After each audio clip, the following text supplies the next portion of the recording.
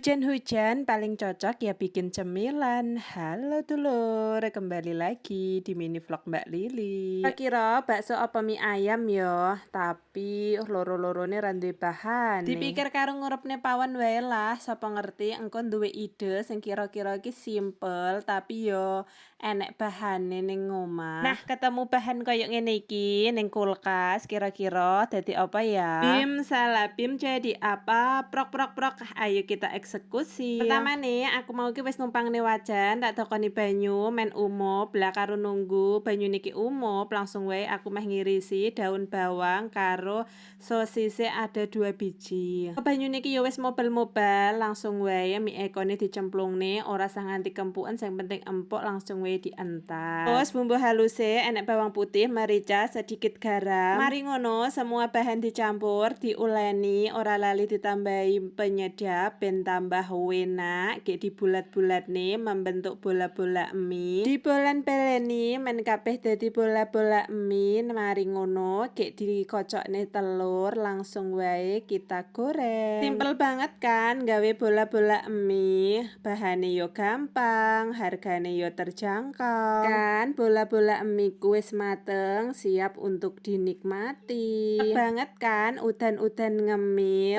Aku ya pengen melu ngemil, dadi meh tak cocolne saos, tapi nek dinggo anakku engko dicocolne kecap ya wis enak pol. Banget kan udan-udan dolanan HP karo ngemil.